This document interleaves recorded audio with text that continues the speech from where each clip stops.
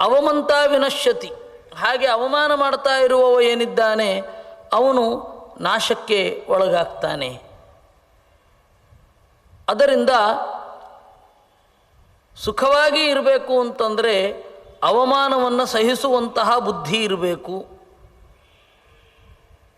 ಯಾರಾದರೂ ಹೊಗಳಿದರೆ ಮನಸ್ಸಿನಲ್ಲಿ ಒಂದು ಮೂಲೆಯಲ್ಲಿ ನಮಗೆ ಎಚ್ಚರಿಕೆ ಇರಬೇಕು, ನಾವು ಇವರ ಹೊಗಳಿಕೆಗೆ ಬಾಗಬಾರದು, ಯಾರಿದ್ರೂ ಜನ ಹೊಗಳುತ್ತಾರೆ ಅಂತ ಹೇಳಿ ಮನಸ್ಸಿನಲ್ಲಿ ಅಂದುಕೊಂಡು ಇರಬೇಕು. ಅನೇನ ವಿಧಿನಾ ರಾಜನ್ ಸಂಸ್ಕೃತಾತ್ಮ ದ್ವಿಜಶನೈ ಗುರೌ ಅಸಂಸಂಚುನುಯಾತ್ ಬ್ರಹ್ಮಾಧಿಗಮಿದಂ ತಪಃ. ಈ ತರಹ ಮನಸ್ಸಿನಲ್ಲಿ ಸಂಕಲ್ಪ ಮಾಡಿಕೊಂಡು ಗುರುಗಳಲ್ಲಿ ವಾಸ ಮಾಡ್ತಾ ಸಂಚಿನುಯಾತ್ ಬ್ರಹ್ಮಾಧಿಗಮಿದಂ ತಪಃ. ಬ್ರಹ್ಮನನ್ನು ಕುರಿತು ದೇವರನ್ನು ಕುರಿತು ಸಾಗುವಂತಹ ತಪಸ್ಸು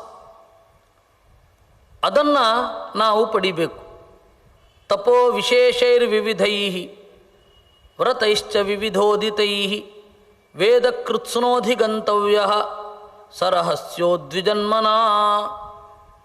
ಈ ಎಲ್ಲ ತಪಸ್ಸು ಹೊರಗಡೆಯ ಸದ್ಗುಣಗಳು ಒಬ್ಬ ಬ್ರಾಹ್ಮಣನಿಗೆ ಯಾಕೆ ಇರಬೇಕು ಅಂತಂದರೆ ಇದೆಲ್ಲ ಇದ್ದರೆ ವೇದ ಅರ್ಥ ಆಗತ್ತೆ ಅಂತನ್ನುವ ಕಾರಣದಿಂದ ವೇದವನ್ನು ಅಧ್ಯಯನ ಮಾಡಬೇಕು.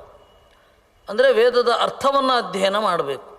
ನಾವು ವೇದ ಅಧ್ಯಯನ ಮಾಡೋದಿಲ್ಲ, ನಾವು ವೇದವನ್ನು ತೊರೆದು ಬೇರೆ ಯಾವುದೋ ಲೌಕಿಕವಾದ ಗ್ರಂಥಗಳು, ಬಹಳ ಜನರು ಮೆಚ್ಚುವಂತಹ ಗ್ರಂಥಗಳು, ಒಂದು ವರ್ಗ ಹೆಚ್ಚಾಗಿ ಓದುವಂತಹ ಗ್ರಂಥಗಳು, ಅಂದರೆ ಅಕಾಡೆಮಿಕ್ಕಾಗಿ ಏನಿರುತ್ತೆ ಅದನ್ನು ನಾನು ಓದ್ತೇನೆ ಅಂತ ಒಬ್ಬ ಅದನ್ನು ಮಾತ್ರ ಓದ್ತೇನೆ ಅಂತ ಅದನ್ನು ಓದಿ ಬೇಡ ಅನ್ನೋದಿಲ್ಲ.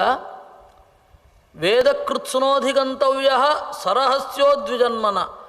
ರಹಸ್ಯದಿಂದ ಕೂಡಿರುವಂತಹ ವೇದವನ್ನು ಅಧ್ಯಯನ ಮಾಡೋದು ಬ್ರಾಹ್ಮಣನ ಗುರಿ. ಅದಕ್ಕಾಗಿ ಅವನು ಕಾತರಿಸಿಕೊಳ್ಳಬೇಕು. ಒಬ್ಬ ನಾನು ವೇದ ಓದಿದ್ರೆ ಏನು ಪ್ರಯೋಜನ ಅಂತ ಕೇಳಲೇಬಾರದು. Knowledge is knowledge for the sake of knowledge. ಈ ತರಹ ಮನೋಭಾವ ಇರಬೇಕು. ಜ್ಞಾನ ಏಕಾಗಿ ಅಂತಂದರೆ ಜ್ಞಾನಕ್ಕಾಗಿ, ಜ್ಞಾನದಿಂದ ಬೇರೆ ಪ್ರಯೋಜನವನ್ನು ನಾನು ಎಕ್ಸ್ಪೆಕ್ಟ್ ಮಾಡೋದಿಲ್ಲ. ಅದು ಬಂದರೆ ಅದು ವೇದವ್ಯಾಸರಿಗೋ ಅಥವಾ ಆ ವಿದ್ಯೆಯನ್ನು ಕೊಟ್ಟ ಲಕ್ಷ್ಮೀದೇವಿಗೋ ಅದು ಸಲ್ಲುವ ಮರ್ಯಾದೆಯೇ ವಿನಃ ನಾನು ಅದರ ಮಾಧ್ಯಮ ಅಂತನ್ನುವ ಭಾವನೆ ಇರಬೇಕು. ನಾನು ಇದನ್ನು ಓದ್ತೇನೆ ಯಾಕೆ ಅಂತಂದರೆ ಎಲ್ಲ ಜನರು ಮೆಚ್ಚುವುದರಿಂದ, ಎಲ್ಲ ಜನ ಮೆಚ್ಚಬೇಕಾಗಿರೋದ್ರಿಂದ ನಾನು ಇದನ್ನು ಓದ್ತೇನೆ ಅನ್ನುವ ಭಾವನೆಯನ್ನು ಒಬ್ಬ ಬಿಡಬೇಕು. ಹಾಗೆ ಮನಸ್ಸಿನಲ್ಲಿ ಇಟ್ಟುಕೊಂಡ್ರೆ ನಮಗೆ ಇವತ್ತು ಆಗ್ತಾ ಇರೋದದು. ವೇದವನ್ನು ಅಧ್ಯಯನ ಮಾಡಿದರೆ, ವೇದಾಂತವನ್ನು ಅಧ್ಯಯನ ಮಾಡಿದರೆ ಏನು ಪ್ರಯೋಜನ? ಅದರ ಬದಲು ಜಾಬ್ ಓರಿಯೆಂಟೆಡ್ ಕೋರ್ಸಿಗೆ ಹೋಗೋಣ, ಅಲ್ಲಿ ಓದಿದ್ದಕ್ಕೆ ಸರಿಯಾಗಿ ಕೆಲಸ ಸಿಗುತ್ತೆ, ಕೆಲಸದಿಂದ ಬಾಳು ಸಾಗುತ್ತೆ. ಈ ತರಹದ ಮನೋಭಾವಗಳು ನಮ್ಮದು. ಆದರೆ ವಸ್ತುತಃ ಅದಲ್ಲ ಸರಿಯಾದ ದಾರಿ. ನಾವು ಜ್ಞಾನಕ್ಕಾಗಿ ಓದಬೇಕು, ಅರಿವಿಗಾಗಿ ಓದಬೇಕು. ಅದು ಕೊಡಬೇಕಾದದ್ದು ಬಿಡಬೇಕಾದದ್ದು ಅವನೊಬ್ಬ ಇದ್ದಾನೆ, ಅವನ ಸಂಕಲ್ಪ, ದೇವರ ಸಂಕಲ್ಪ. ನಾವು ನಮ್ಮ ಕರ್ತವ್ಯ ಏನು ಅದನ್ನು ಮಾಡಬೇಕು ಅಷ್ಟೆ. ಎಲ್ಲ ಕಡೆಯೂ ಅಷ್ಟೆ ನಾವು ಮಾಡಬೇಕು. ವೇದಮೇವಾಭ್ಯಸೇ ನಿತ್ಯಂ ತಪಸ್ತಪ್ಯನ್ ದ್ವಿಜೋತ್ತಮಃ ವೇದಾಭ್ಯಾಸೋ ಹಿ ವಿಪ್ರಸ್ಯ ತಪ ಪರಮಿಹೋಚ್ಯತೆ. ವೇದವನ್ನು ಅಧ್ಯಯನ ಮಾಡಬೇಕು. ಅಟ್ಲೀಸ್ಟ್ ಒಂದು ಸೂಕ್ತದ ಅರ್ಥವನ್ನಾದರೂ ತಿಳ್ಕೊಳ್ಬೇಕು. ಸಾಧ್ಯ ಆದರೆ ಒಂದು ವೇದದ ಅರ್ಥವನ್ನಾದರೂ ನಾವು ತಿಳ್ಕೊಳ್ಬೇಕು, ಅದರ ಅಧ್ಯಾತ್ಮಾರ್ಥಪೂರ್ವಕವಾಗಿ. ವೇದಕ್ಕೆ ಇರುವ 3 ಅರ್ಥಗಳು ಏನಿದೆ, ಅಧ್ಯಾತ್ಮ, ಅಧಿಭೌತ, ಅಧಿದೈವ ಅಂತ ಹೇಳಿ ಈ 3 ಅರ್ಥಗಳನ್ನು ಚಿಂತನೆ ಮಾಡಬೇಕು ಒಮ್ಮೆ ಜೀವನದಲ್ಲಿ. ಅದನ್ನು ಮತ್ತೆ ಮತ್ತೆ ಮತ್ತೆ ಚಿಂತನೆ ಮಾಡ್ತಾ ಇರಬೇಕು. ಒಮ್ಮೆ ಆದರೂ ಚಿಂತನೆ ಮಾಡಬೇಕು. ಕಾರಣ ಏನು ಅಂತಂದರೆ ಅದು ನಮ್ಮ ಕರ್ತವ್ಯ ಅಷ್ಟೇ. ಇನ್ಯಾವುದನ್ನೂ ಮಾಡು ಅಂತ ಹೇಳ್ತಾ ಇಲ್ಲ. ಯಾವುದಾದ್ರೂ ಮಾಡು ಅಂತ ಹೇಳಿದರೆ ಅದು ಇದಕ್ಕಾಗಿ. ಶಿಷ್ಟಾಚಾರಗಳು ಸದಾಚಾರಗಳು ಅಂತ ಏನೇನು ಇವೆ ಜಗತ್ತಿನಲ್ಲಿ, ಇದೆಲ್ಲವೂ ಕೂಡ ಸಂಸ್ಕಾರ ಆಗಿರಬಹುದು. ವಿಧಿಬದ್ಧವಾದ ಮದುವೆಯೂ ಕೂಡ ಮೂರನೆಯ ಜನ್ಮ ಅಂತ. ವಿಧಿಬದ್ಧವಾದ ಮದುವೆ ಮೂರನೆಯ ಜನ್ಮ. ಯಾಕೆ ಅಂದರೆ ಅವನಿಗೆ ಅಗ್ನಿಹೋತ್ರಕ್ಕೆ ಅಧಿಕಾರವನ್ನು ಕೊಡುತ್ತೆ, ಯಾಗ ಮಾಡಲಿಕ್ಕೆ ಅಧಿಕಾರ ಕೊಡುತ್ತೆ ಅಂತ ಹೇಳಿ ಮದುವೆಯನ್ನು ಮೂರನೇ ಜನ್ಮದಷ್ಟು ಪವಿತ್ರ ಅಂತ. ಮೊದಲನೇ ಜನ್ಮ ತಾಯಿಯಿಂದ, ಎರಡನೆಯ ಜನ್ಮ ಅಂತ ಹೇಳಿದರೆ ನಾನು ವಿದ್ಯಾಭ್ಯಾಸಕ್ಕೆ ತೊಡಗುತ್ತೇನೆ ಅಂತನ್ನುವ ಚಿಂತನೆ. ಮೂರನೆಯದ್ದು ಜನ್ಮ ಅಂತ ಹೇಳಿದರೆ, ಜನ್ಮ ಸಮ ಅಂತ ಹೇಳಿದರೆ ಅದು ಮದುವೆ. ಯಾಕೆ? ಹೊಸದಾಗಿ ಅಧ್ಯಯನ ಮಾಡ್ತೇನೆ ಅಂತ. ಸನ್ಯಾಸ ಅನ್ನೋದು ಮೂರನೆಯ ಜನ್ಮ ಅಲ್ಲ, ಅದು ಈ ಜನ್ಮದಲ್ಲಿ ನಾನು ನಿರ್ಲಿಪ್ತನಾಗಿ ಇರ್ತೇನೆ ಅಂತ ಅಷ್ಟೇ. ನಿರ್ಲಿಪ್ತನಾಗಿದ್ದೇನು ಮಾಡೋದು? ವೇದವನ್ನು ಗೃಹಸ್ಥರಿಗೆ ಬೇಕಾದ ರೀತಿಯಲ್ಲಿ ನಾನು ಗ್ರಹಿಸೋದಿಲ್ಲ, ಮತ್ತು ಕೇವಲ ದೇವರ ಗುಣಗಳನ್ನು ಹೇಳುತ್ತೆ ಅಂತ ಹೇಳಿ ನಾನು ಅದನ್ನು ಗ್ರಹಿಸ್ತೇನೆ. ವೇದ ಇದು ಈ ಎಲ್ಲ ಸಂಸ್ಕಾರಗಳು, ಸನ್ಯಾಸ ಆಗಿರಬಹುದು, ಗಾರ್ಹಸ್ಥ್ಯ ಆಗಿರಬಹುದು, ಕಡೆಗೆ ವಾನಪ್ರಸ್ಥ ಆಗಿರಬಹುದು, ಎಲ್ಲವೂ ಕೂಡ ವೇದದ ಅರ್ಥವನ್ನು ತಿಳಿದುಕೊಳ್ಳುವುದರಲ್ಲಿ ಹಂತ ಹಂತವಾದ ಮೆಟ್ಟಿಲುಗಳು. ಇದನ್ನೆಲ್ಲ ನಾವು ಯಾಕೆ ತೆಗೆದುಕೊಳ್ಬೇಕು ಅಂತಂದರೆ ವೇದವನ್ನು ಅಧ್ಯಯನ ಮಾಡಲಿಕ್ಕಾಗಿ ಅಂತಲೇ ಸ್ವೀಕಾರ ಮಾಡಬೇಕು. ವೇದಾಭ್ಯಾಸೋ ಹಿ ವಿಪ್ರಸ್ಯ ತಪಃಪರಮಿಹೋಚ್ಯತೆ. ವೇದಾಭ್ಯಾಸ ಅನ್ನೋದೇ ಬ್ರಾಹ್ಮಣನ ತಪಸ್ಸು. ವೇದದ ಅರ್ಥವನ್ನು ತಿಳಿದುಕೊಳ್ಳಲಿಕ್ಕೆ ಹೊರಡೋದಿದೆಯಲ್ಲ, ಅದು ನಿಜವಾದ ತಪಸ್ಸು ಅಂತ. ತೈತ್ತಿರೀಯ ಉಪನಿಷತ್ತು ಹೇಳುತ್ತೆ, ಸತ್ಯಮಿತಿ ಸತ್ಯವಚಾರಾಥೀತರಃ. ತಪಸ್ಸು ಅಂದರೆ ಏನು?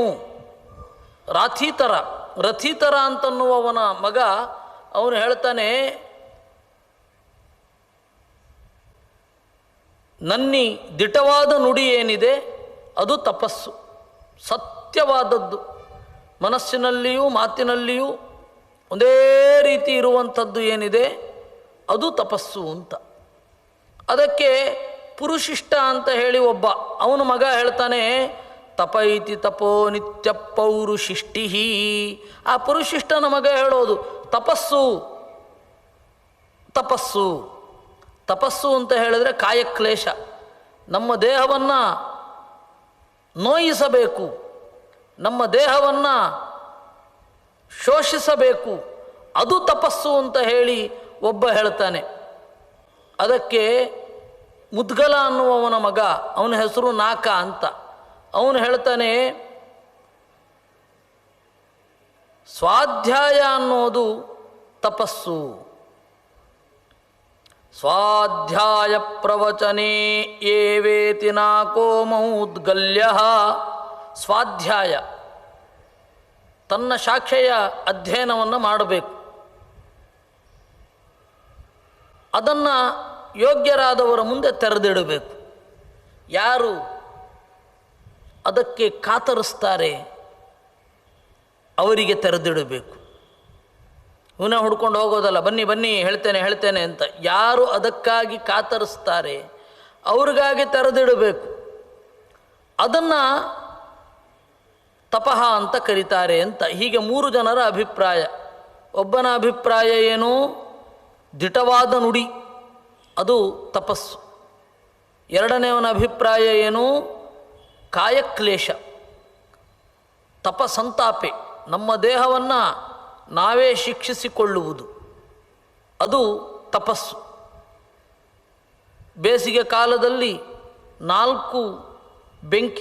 ನಾಲ್ಕು ಕಡೆ ಬೆಂಕಿಯನ್ನು ಹಾಕಿಕೊಂಡು ಮೇಲ್ಗಡೆ ಉರಿದುರಿಯುತ್ತಿರುವ ಸೂರ್ಯನನ್ನು ಹೊಂದಿ, ಅಂದರೆ ಆ ಮಧ್ಯಾಹ್ನದ ಕಾಲದಲ್ಲಿ ಮಧ್ಯದಲ್ಲಿ ತಮ್ಮ ಮನಸ್ಸನ್ನು ಪೂರ್ತಿ ನಿಗ್ರಹಿಸಿ ದೇವರನ್ನು ಚಿಂತನೆ ಮಾಡೋದು, ಇದು ಪಂಚಾಗ್ನಿ ತಪಸ್ಸು ಅಂತ. ಹಾಗೆ ಮಳೆಗಾಲದಲ್ಲಿ ಕಂಠದ ತನಕ ಮುಳುಗಿ ಜಪ ಮಾಡುವುದು, ಈ ತರಹದ ಕಾಯಕ್ಲೇಶ, ದೇಹವನ್ನು ಬಗ್ಗು ಬಡಿಯುವುದು, ಶರೀರದ ಸಹಜವಾದ ಬಯಕೆಗಳನ್ನು ದಮನ ಮಾಡುವುದು, ಅದು ತಪಸ್ಸು. ಆದರೆ ವೇದ ಇಷ್ಟು ಹೇಳಿ ಮೌದ್ಗಲ್ಯ ನಾಕನ ಅಭಿಪ್ರಾಯವನ್ನು ಹೇಳಿತು. ಅದು ಇದು: ಸ್ವಾಧ್ಯಾಯ ಪ್ರವಚನೆ ಏವೇತಿ ನಾಕೋ ಮೌದ್ಗಲ್ಯ ಅಂತ ಹೇಳಿ ಕಡೆಗೆ ಈ ಮೂರನೆಯವನ ಅಭಿಪ್ರಾಯವನ್ನು ಅದು ಹೊಗಳುತ್ತೆ. ತದ್ಧಿತಪಸ್ತದ್ಧಿತಪಃ, ಅದಲ್ವಾ ತಪಸ್ಸು ಅಂದರೆ ಯಾಕೆಂದರೆ